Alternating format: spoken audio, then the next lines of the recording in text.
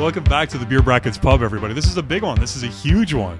We don't post like an episode a day, you know? We take our time. We let Beer Brackets episodes simmer and, you know, just and develop into the beautiful blossom flowers that they are. So sometimes it takes a little bit of time. You know, we've had a couple of requests and comments on past videos, right, man? People asking like, are you guys going to do Sam Adams? I mean, come on. Sam Adams is such a big brand.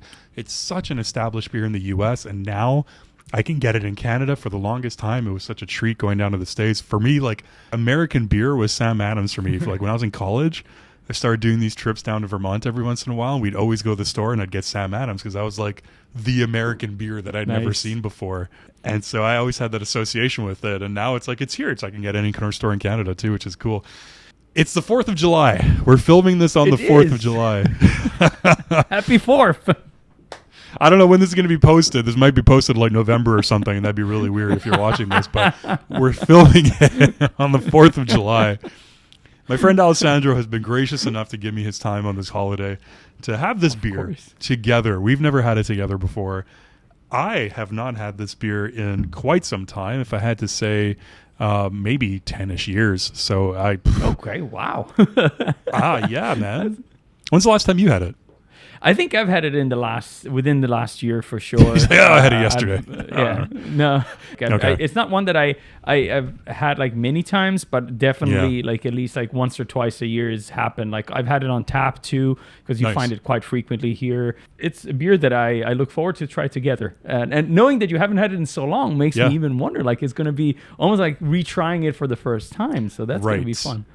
But we do have to mention, okay, so this particular beer was remastered in 2023, so last year. The Boston Beer Company did rework the recipe to Sam Adams Boston Lager to make it, as it says, more crisp, refreshing, and drinkable. So, I don't know. I checked Beer Reddit. Some people are not happy about that. We'll be the judges of that today for ourselves and see what we think. But this is, of course, the newer version of Sam Adams Boston Lager. Boston Lager Remastered is really just the latest version of a process that's gone on for over 30 years, taking out all those imperfections. Now, my friend, there is a history to this beer. Is there not? I mean, that's an understatement, but there's a lot to say here. There is a lot to unpack here. Let's talk about the brewery that makes this delicious beer, right? So the gentleman that founded the brewery, his name is Tim Cook, and he is quite the legend in the beer world, like for anybody who is a beer aficionado. And for many different reasons. Obviously, the first one, founding the Boston Brewing Company that produces this and many other amazing beers in 1984. But one of the things that make it very special is that in 1984, founding breweries was not as easy as it is today, because there's very few breweries to begin with. Like you were saying, like I think you checked how many breweries were active in the United States around that time? There were less than 100 breweries, registered breweries in the United States. So that sets the stage, right? And I think everybody knows how beer was around that time, and there's nothing wrong with it, but it was a very specific and a very unique flavor profile that can still be tasted very Budweiser-y. Right? Yes, let's put it that way. Very bushy. Very bushy. Bushy is a good description. So he was actually a person that really liked beer and was not happy that people all around the world would associate American beer with something and I'm not going to quote him directly, but something very, very watery. Busch Bavaria. Yes, exactly. You're going to drink a beer, might as well make it Busch Bavaria. As a passionate home brewer, had started, experimenting in his own kitchen, and he had a job, like a corporate job, and he decided to quit that. And he was a beer superhero on the side. Yeah, he was a beer superhero. Yeah, he was a beer Clark Kent.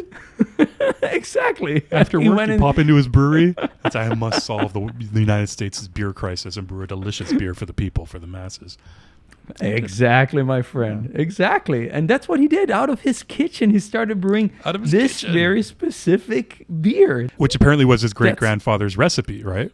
That's another what beer legend says. That's what Beer Legend says. So there's connections there even within his family. So he was able to start home brewing first, but also craft brewing movement that then has blossomed since, like in the United States. Like we've reviewed Sierra Nevada, which is another great example. Yes. They started in 1980, so very close in 1980, 1984. Like so, within the 5 years there, those were probably the pioneers of the movement. How cool is that though? Like that your great grandfather leaves behind a beer recipe for you. Like I wish. Imagine that, like great grandfather, not even grandfathers. You're going up a couple of generations. So this is like a beer recipe at the time, probably from like the early 1800s, if not mid 1800s. A recipe for like an amber Vienna lager, just left down in the hollows, in a beer chest. Did he go into his attic and spider web covered dusty beer chest and crack it open and find this beer scroll with the recipe for this Vienna lager? How did that come about? I'm so curious. So many questions, my friend. I wish I could know. I really do. It's like eating away at me. We're going to have to do some more beer research, and maybe we'll have an Inside the Bracket specifically on that. Samuel Adams was a patriot and a founding father of the United States. Patriot, the beer patriot. Exactly. Who himself was also a brewer and who, participate in the signing of the Declaration of Independence. So bottle itself says like brewer and patriot right there on the label. So that's pretty nice. Like I think it's very fitting with the fact that we're filming here on 4th of July. It's very fitting. It's very. I'm actually very disappointed you're not wearing your Eagle T-shirt. To be honest with you, that would be really fitting. I should have. That's with a very your good point. American my flag friend. sunglasses, like the whole thing, man. You should have come decked out. I should have. But I will tell you another fun fact, and I'm gonna leave for just a second for a small beer intermission. Oh, okay. I like a good beer intermission.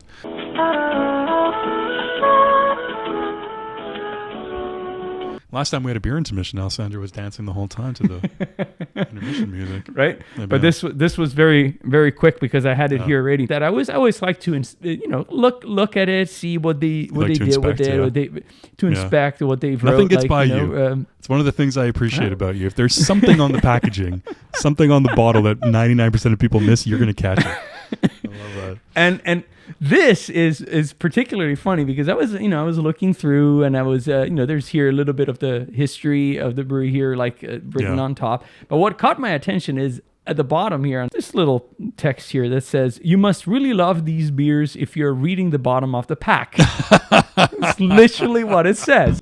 It was made for you. That was put there for you, for people like you. So there's a million things. This beer is so deep in beer lore. They actually do say that they make a trip every year to Bavaria to specifically select the Hauertal hops that are used in the beer and handpick select hops for their beers. Man, I'm excited because you know what? You know how much I love Yuengling, how much I love Vienna lagers. I think, we were talking about this kind of before filming. This might be similar in category in terms of American breweries to Yuengling. Obviously, Yuengling is older, has more history, but I think this might be in that same kind of category. So I'm excited to have it, buddy. I can't wait. I'm actually likewise. I want to taste this beer again. So let's crack these open. Let's get into this. Let's do it. Okay. Yeah, that smells really good right out of the can already. What would you say, this is maybe a question for while we pour out our beers here. What would you say is the attitude towards, I know you're not living in the States for quite some time now. You haven't been there your whole life. If you had to say what the attitude towards Sam Adams was in the States, how do people look at it? How do people treat it? Do they treat it like a big macro brand, or like beer drinkers, like craft beer drinkers? Do they tend to look down on it? It's definitely not treated as a macro brand. At least I wouldn't say so, but I would definitely say that it's treated like an established brand. Like I would put it in the same category again for my perception and for the people and that I know and have interacted with. Put it in the same category as Sierra Nevada. I would say that. And this might be different depending on where you are in the States. I'm obviously in Florida, so there's a slightly different, climate, obviously, to begin with. I know there's a lot of people, especially come from further up northeast side of the United States, that are really much into this beer and all of their variation. I will say that it's pretty well respected all across. There's Nice. there's some variation that might, they have many different ones. So some people are more partial to one versus the other, just Yeah. like anything else. But no, I would definitely say that it's not seen as a macro beer. Okay. Cool. Good to know. Well, Aroma cheers, buddy. Aroma cheers too, my friend. It's very kind of it's making me think of Sierra Nevada Pale Ale a little bit on the aroma. It's very hoppy, right? Like a lighter version, but it's got that similar kind of hop to malt balance as Just like you're saying, I think the hops are really jumping out of the glass. They're a different Yeah. character. They're not as you can tell that there's a European influence here. But Yeah. what makes it different is that the volume of the hops is way higher. So there is a malt presence, but I would definitely say that it's the second one coming through in when I smell. So that like classic, almost like herbal character, without having the citrus notes that is typical more of the American hop varieties, at least of a lot of them. So I find that like herbal character of the hops and that round, rich maltiness that comes across right after is very nice and inviting. Surprisingly, being for a lager, I almost think like it's leaning a little bit too much for me in the hop side. I'm sorry, it's just amazing. I could hear fireworks in the background as you're talking. Of course, it's the 4th of July, my friend. It's Like so- this is. This couldn't be more fitting, reviewing Sam Adams Boston Lager on the 4th of July with fireworks going on. Seriously, where is your Eagle t-shirt? Come on. I should have. Sorry to worn it, my interrupt, friend. yeah. You're right. Yeah. I'm gonna land with the 2.5 on the Yeah. aroma because very well done. It's very inviting. I think the only reason why it's not getting a 3 is that it's almost like leaning a little too much towards like you're saying, like leaning more towards like a pale ale. That level of hop, still an amazingly well done aroma. Yeah, it smells delicious. Malty, hoppy, very, very hop focused on the aroma. Piney, a little bit citrusy.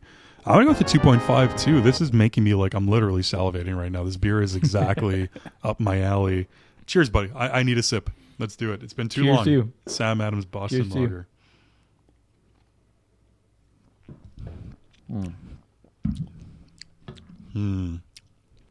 Okay.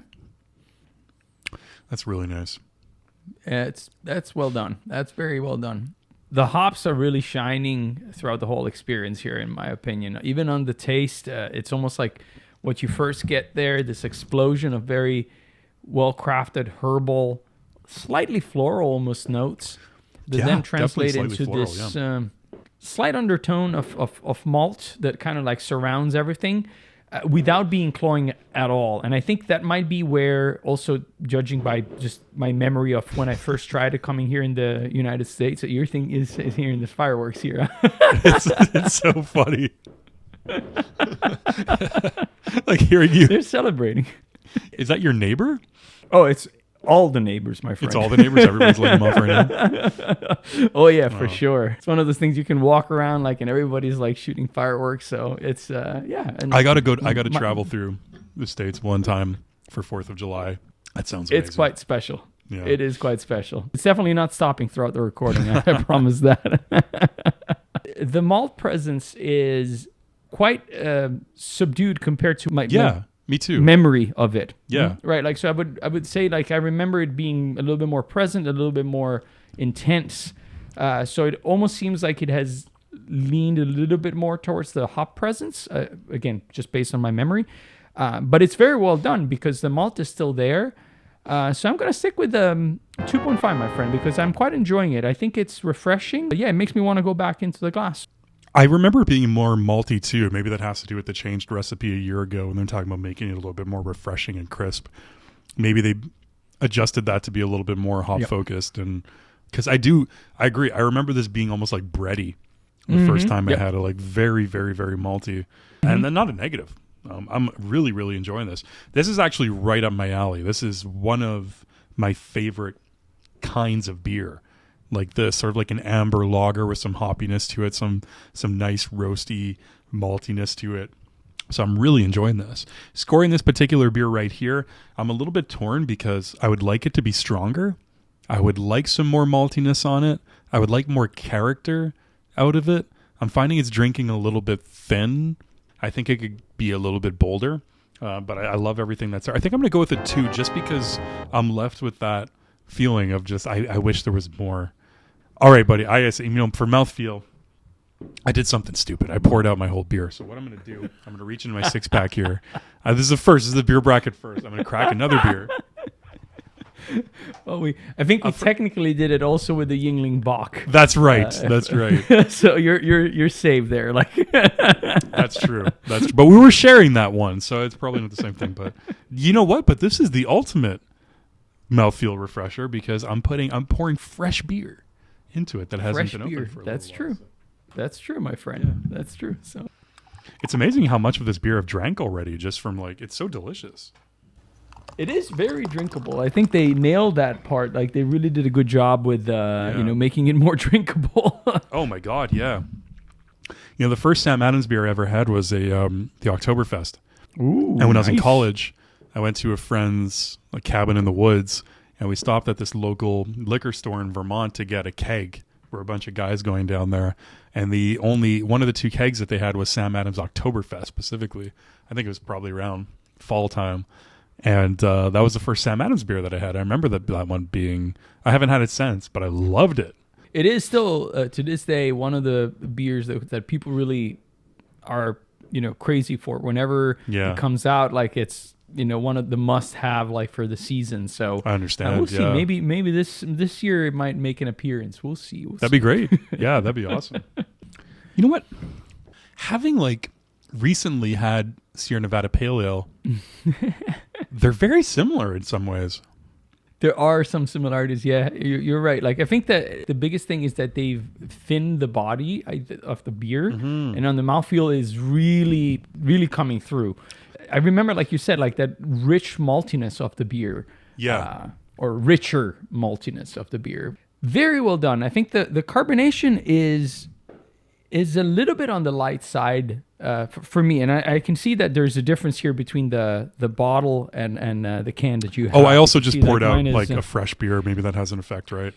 It could be, but I was noticing when you first poured it out, it seemed like you had a little bit more of a carbonation effect. A little bit more carbonation. Just the bottle or what? And for what I remember, having it on tap, maybe that's also a factor, but.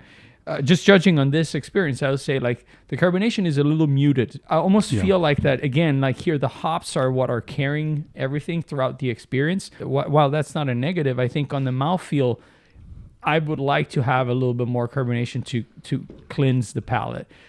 So I think I'm going to go with the 2 on the mouthfeel. What do you think, my friend? I second everything you just said for the exact same reasons. I feel the same way about it as you do. It's really good, but I would like a sharper, crisper bite of carbonation on it there. I think that would suit this beer really, really well. So I'm going to go with the 2 as well. Now, but the finish on this beer, dude, is really, really interesting. What do you think about that? It is very nice. It has a lot of complexity, which is nice on a lager, because lagers usually can be very muted in one way on the finish because they're trying to achieve a more drinkability. Again, the hops are carrying throughout the experience.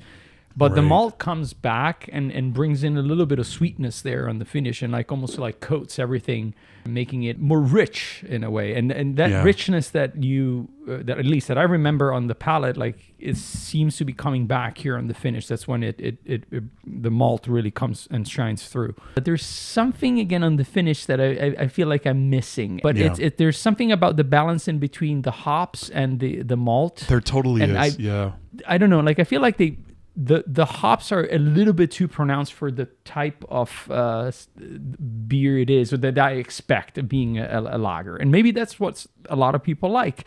But to my liking, that's bringing it down a notch. So I'm going to go with the 2 again. Yeah, it's a shame. I think on this new recipe, they really toned down the malt. Because it's hop. It's all hop. I was mentioning before how they take that yearly trip to Bavaria to choose the seasonal Hallertau hops that they're going to be using in the beer that upcoming year. It's deliciously hoppy. It's really, really nice. And I really appreciate Sierra Nevada, not to always compare the Sierra Nevada for their hops. And, that's probably the most basic statement any beer reviewer's ever made, of course. Sierra Nevada is known for their hops. But this is very similar, I think, in terms of hop quality, which I'm really appreciating. It's delicious. And you can really taste the hops, and they're really flavorful and really clean. But yeah, I would love some more malt in there just to balance it out. It's kind of like a light pale ale instead of a lager, I find. I'm torn because I really like it, and I'm really the finish is probably the thing that I enjoy the most out of this beer, to be honest with you. I'm gonna go a little higher. I'm gonna go 2.5. I am enjoying it, even though I would like some more maltiness. So now, as an overall beer experience, buddy, from beginning to end for Sam Adams Boston Lager, what do you think? Like I said, it's not one that I have like often, but every time I feel like I have a little bit the same reaction, and today is another confirming that. You try and it's like, this is very well done. I think the only, if you really want to say, like there's a little bit of reverence knowing the history of it, so that might play a little bit of a factor in it.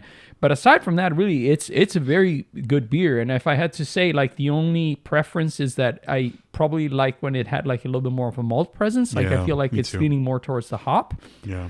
But I think, as an overall, I'm gonna go with the 2.5 because I really enjoy it. I wanna finish the glass. I wanna crack open another one, so it's drinkable. So they've achieved that. Like, and it's very good. What do you think, my friend? Yeah, look, for me personally, and I'm sure there's a lot of sort of craft beer connoisseurs out there, or people who might be watching this and thinking that we might be overhyping it a little bit, maybe. But I think for my personal taste, because it sounds like we're on the same, same level, same page on this one, I'm really enjoying this. And even though, like we talked about, there are some things that we'd like to see a little bit more of to make it kind of really, really perfect, I'm still really enjoying it.